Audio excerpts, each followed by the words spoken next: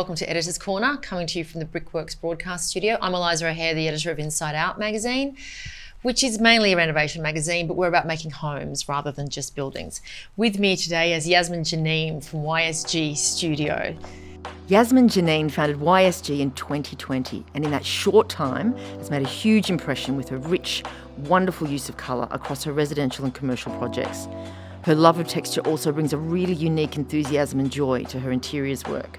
The pop and passion and colour coming out of YSG Studio is a high-energy wave of great new Australian design. Thank you so much for joining me. Thank you so much for having me. You are the perfect person to talk to about this today. One of the first questions I had for you is about the materials that you use in the projects that you've been creating. You're known for this wonderful use of colour, a really immersive result. But if you start from the materials, what's your process there, thinking about those materials? Materials are everything for me and for the studio. And I think it's an opportunity, like any conceptual project, it's an opportunity to sing and dance. And for us, the materials do just that. And that's where all of our projects start. And I never thought that my heritage, or where I came from and grew up in very bleak circumstances and very brown desertscapes, would afford me the, I guess, intricacy I love of combining hard and soft finishes and textured, and not so textured and raw and honed. So I think the fact that I grew up in those type of environments really called for me in my projects as I grew up to have very textured palettes, and I love texture so very much. So what materials are you finding that you're returning to again and again? Natural stones, something with an inherent texture built into its face. And I guess I love marrying inside and out and having seamless connections between those two areas. We're so lucky in Australia with our beautiful weather that it affords those beautiful moments of inside and out marrying perfectly. I don't use timber floors that much. Right. Controversial. It's really controversial, and it's a very Australian finish. Yeah. But in the Middle East, it's not. You use natural finishes everywhere and tiles and things like that. Timber is actually something we very rarely use, and it's quite hard to make timber over there because of the extreme heat conditions. Yeah. So for me, natural anything is where I'm very drawn to those type of materials. And so what about the design process from beginning to end? How do you navigate that to end up? I always start with, obviously, a concept, I think, like everybody does. Well, I hope they do. I don't know.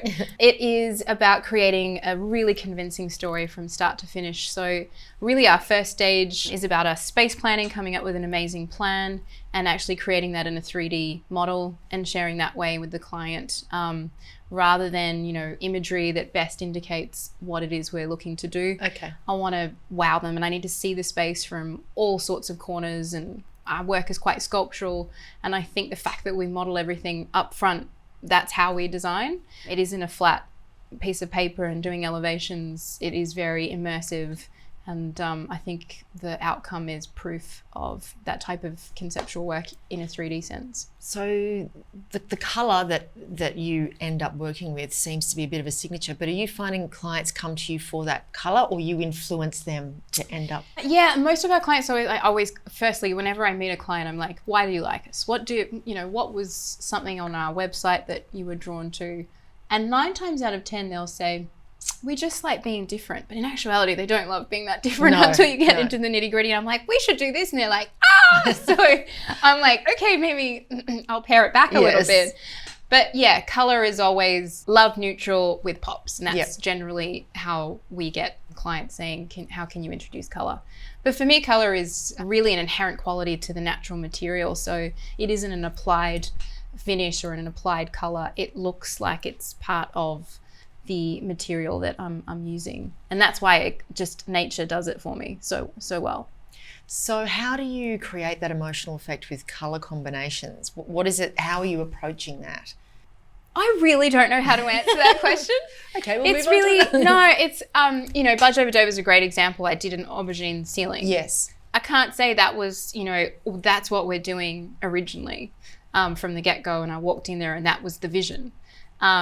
Visions creep for me. They're not like big bang, oh my God, let's go.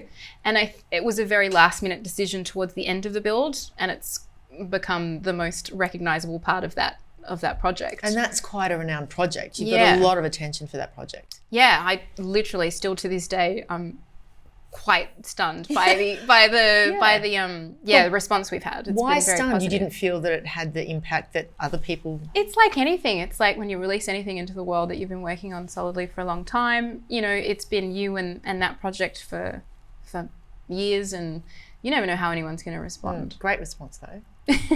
So with the colour and emotion and depth that you create, how is that valuable to a client, especially in a hospitality environment? Because you've done a few fantastic hospo jobs. How does that change things for the client? Well, I think it always aligns, or it has to align back to their brand. And 4 Pillars is an example, utilising this beautiful juniper blue berry colour for the bar. That wasn't something I think they'd ever entertained. And we like natural materials and we love this and that. But how can we differentiate that outcome from, you know, another hospitality outcome? They would never have thought to do a blue bar, but that was the vision from the beginning. And sometimes they're really strong visions and sometimes they're less so. But in that instance, it was always going to be a blue bar. And it's become the heart of that project. Yeah. It's become the talking point, which is really interesting. Yeah, absolutely. I love the blue bar, the way the light drools all over it in these gorgeous pools of light, and it is really enigmatic. I do. That project for us is a real standout. It feels so good when you're in there. And what about other projects creating that value for clients? I mean, they're trying to create a space to make money out of those spaces. How do you explain to them how important it is to create something special and unique? Hospitality projects are actually far more daring than the residential projects. So it's actually not that difficult to get things across the line in a hospitality sense. We worked on Atomic Beer project recently, which was a 600 square metre Red Fern brewery, and did an acid green ceramic, you know, top for the bar. And I don't think there was anyone really going, "Ooh, not loving that choice."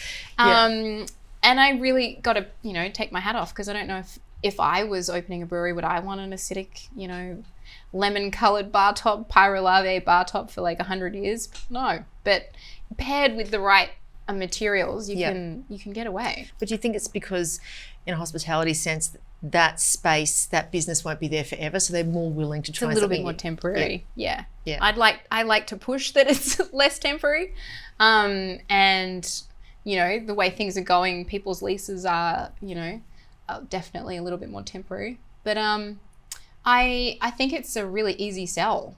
When you've got a few hospitality projects that have been successful, they're a little bit more willing to come to the table. Yeah, there's a trust issue. Choices. Yeah, for sure. So what colours are you feeling that you'll be working with this year? Yeah. I do think I have a natural inclination to use certain colours that I'll never be able to let go of. But at the moment, I'm loving yellow, like all shades of it too, like real garish yellow stuff, but paired with really natural materials. It's got a really kind of off combo. I'm always drawn to eggplant. I'm always drawn to such a strong colour, dark green. Yeah, I know. I hated maroon for so long because it reminded me of a school uniform, and now I'm like, I love it. I have very strong connections from colours to things from my childhood, from memories, and dreams and all sorts of things. But it seems that you're taking people on that colour journey with you. Yeah, I hope so. Yeah, I think people in general are becoming more excitable with colour. You know, it's not like, oh, I just want brown, beautiful oak timber floors and white washed walls. They're actually a bit more daring, which is really good to see. Makes it exciting. Yeah, absolutely. So there's a bit of an interesting question around longevity and sustainability and how they intersect. How do you approach that? It's a really relevant question, and something that I think needs more conversations between clients and designers before they even take on a project. We got approached recently to do a substantial hospitality fit out, and I think we spoke about this before. Hospitality has very short lives, and that's something I do struggle with like a lot. And I actually asked them, okay, so is this a long-term solution that I'm going to be offering, or is this something that you tear down in 4 years and rebuild? And it was the latter, and I said, I'm not interested. And I think it is more about being able to have that conversation up front. So much goes into these builds. And why on earth would you tear it all down and do it all over again because it needs an update? Just get it right the first time. Yeah. So for me, it's about creating longevity from the get-go and thinking about 10 years, 20 years, 50 years. And I want to make sure that my decisions last you know, the test of time. There's nothing worse than thinking about all these beautiful decisions and materials and stories just going to the wayside. That kills me. And your preference for natural materials, I feel, moves into that sustainable area as well. Absolutely. Take it from the earth and give it right back. Yeah. And it's a very important practice for our studio to make those really highly considered selections up front and educate our clients on how things are going to last. And, you know, it goes back to the age-old question, should I buy a $15,000 chair or a replica? Yeah. And that for me is, again, just an example of really poor decision making, and think about the life cycle cost of something versus, I've got $2,000 to spend today, I want it now.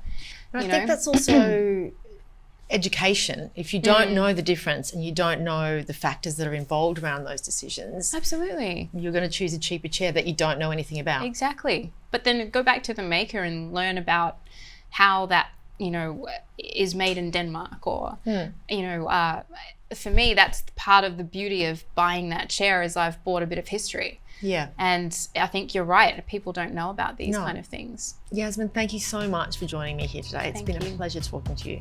And for more conversations like this from Editor's Corner, please go to brickworks.com.au. Thanks.